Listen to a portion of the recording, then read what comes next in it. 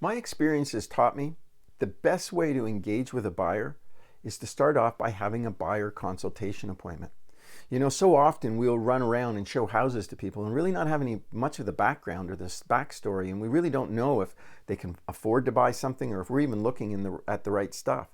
So I learned somewhere along the line, just through common sense, to sit down somewhere, have a cup of coffee, and have a discussion with them. What were they trying to do? Where were they going? Why did they want to go there? And could they even afford to do that? And what did that look like from an affordability perspective? This was just all part of the common sense approach to helping somebody find a house.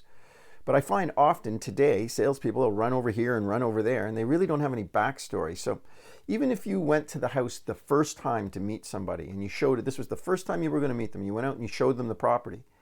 Now, odds are they're not going to buy that house, but what you're looking for is a customer or a client. So as you're doing the walkthrough, that's when I might recommend, look, it's got to be frustrating going about it the way you are. Often I'll bet you're calling on things and they're sold before you even get a chance, or they go under multiple offers. How frustrating that is. A lot of times the really good ones are even sold before the public knows about it. If you're serious about finding the right house at the right price, I'm going to suggest we get together, have a cup of coffee. I can ask you a few questions. We'll get an idea what's going on here. We'll see where you want to go and what that looks like. We'll line up some stuff. We'll go out and investigate them together. But if you spend some time with me, it would really be worth it to you, because I'm going to expedite this situation. I'm going to draw a straight line from where you are to where you want to go, and I'm going to make it happen a lot sooner. So really what I'm saying to somebody is, I know what I'm talking about.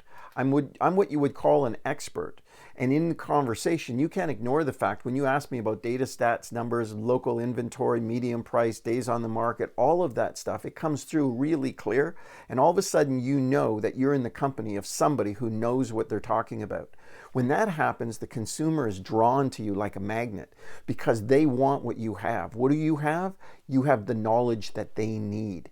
And that's where you're going to be able to persuade somebody, well, why don't you come in and spend some time with me? Because the walk away on that, when the husband and wife or the partners are talking, is like, wow, that guy's good, man. Did you hear him? That's exactly what we're looking for. Let's get an appointment with that guy. So part of persuading people is being an expert at what you do, and people can't ignore the fact that you are really good. Second thing I have for you is get busy.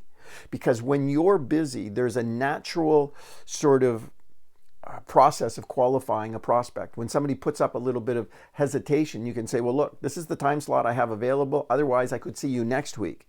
Really what you're saying to somebody is you're busy. And when you're busy, that means a whole lot of other people must trust what you're doing, because there's a big lineup to do business with you. That kind of confirms in their mind that they would be wise to put some time on the calendar with you because everybody else seems to be. That's really the reason there. Now, let me go on and say that you're going to qualify harder when you're busy. You're more likely to say politely what you should say when you have an abundance of opportunities. So part of your success is always prospecting for new business. And when you've got a bunch of it, then you can choose which clients you want to spend your time with and which ones wouldn't be a good investment. The third thing I have for you is the tip of the iceberg technique. And I just did it kind of briefly for you a moment ago. There is a segment of the real estate inventory that people are thinking about selling but haven't put their home on the market. A local expert who knows what somebody's looking for, knows what somebody has, and has a relationship can reach out to those people and say, have you thought about selling? I have somebody right now that wants what you have. And they may go on to say, well, we thought about it, but we weren't going to do anything, but the timing on this might be perfect. Come on over and see me. And sometimes we can put a deal together that makes a seller really happy and makes a buyer really happy. The buyer gets what they want and the seller is able to make the move, and by virtually eliminating any inconvenience of putting their home on the market. The point is, really good real estate agents are networked into the local community. Maybe they know people who are thinking about selling, but they also know all the other real estate professionals who are part of that community and are considered also another local expert. So it would be normal for a real estate agent who's looking for somebody to, in terms of a perfect house, to pick up the phone and talk to the other professionals that specialize in that marketplace and say, what have you got?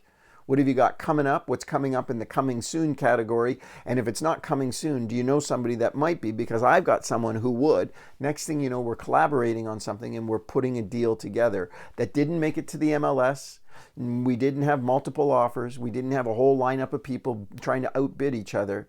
We knew where to get it. We knew that you wanted it, and we were able to put the two people together. The point is, Find a really good agent who's a local expert who knows all the people in the community, the other real estate agents and the people who live there, because they're more likely going to find what it is you're looking for. The fourth item I had on my list was set high standards. You don't want to work with everybody. And when you don't have a lot of people, you'll work with anyone.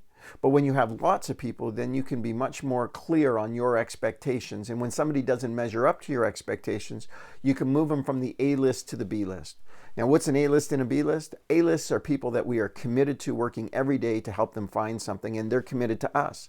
Our B listers are the people who are really not serious, or they don't appear to be. If something came up, you're going to let them know about it. Am I going to donate my time to the B listers? No.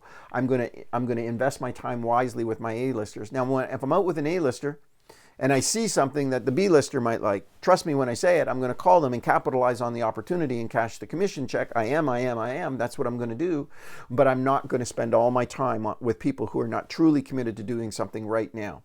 Doesn't mean I'm not going to pick up the phone and talk to them. I am. I'm not going to get rid of them. Just one person's a priority and one person's not. And that's going to happen when you're busy. You got a lineup. You're a local expert. People are in search of your excellence. Now, whenever you talk to a prospect, you need to be enthusiastic. Buying a home is an exciting part of someone's life, and they want to work with an agent who's excited about it. So being a good salesperson is being an optimist, being excited and enthusiastic, and they get caught up in that energy, and they're looking forward to spending time with you to find that perfect property.